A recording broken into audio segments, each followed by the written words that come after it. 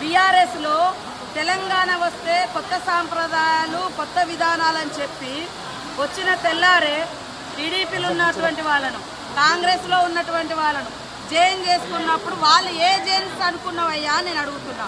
2018లో కూడా కాంగ్రెస్ పార్టీ నుంచి 13 మంది ఎమ్మెల్యేలను జైన్ చేసుకున్నావు.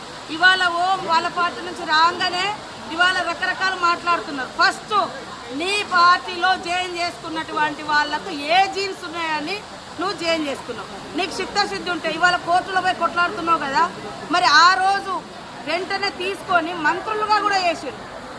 ఏది నీ నీతి అంటున్నా కేటీఆర్, నీ నీతి నీ రీతి ఏదయ్యా?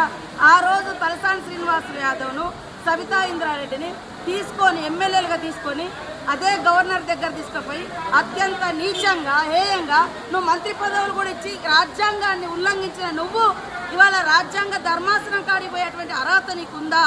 ఫస్ట్ ఇప్పటికైనా నేను సవాల్ చేస్తున్నా. మా పార్టీలోకి వచ్చినటువంటి ఎమ్మెల్యేలు నువ్వు అంటున్నావు కదా, దానికి పునాదిగా నువ్వు కొత్త రాష్ట్రంలో మొత్తం 2014లో 2018లో ఎవరున్నా కూడా పాపం సర్పంచులున్నా, ఎంపీటీసీలున్నా, జెడ్పీటీసీలున్నా, ఎమ్మెల్యేలున్నా, ఎంపీలున్నా అందరినీ భయపెట్టి బలవంతం చేసి రకరకాలుగా తీసుకొని అలాంటి మార్పిళ్లకు శ్రీకారం కొత్త తెలంగాణ చుట్టింది నువ్వు. నీకు రాజ్యాంగం మీద గౌరవం ఉంది. ఇంట్లో పోయినంటే మరి నీ పార్టీలో ఉన్న ఒక్కరిని కూడా ఎందుకు నువ్వు రాజీనామా చేసి మళ్ళీ ఎలక్షన్కి రాలే? ఇవాళ డిమాండ్ చేస్తూ ఉన్నావు. అదే కాకుండా ఇప్పటికీ మేము సవాల్ చేస్తున్నాం. మీ పార్టీలో ఇతర పార్టీ నుంచి వచ్చిన వాళ్ళు ఇప్పుడు కూడా గెలుచున్నారు, వాళ్ళని కూడా రాజీనామా చేయించు.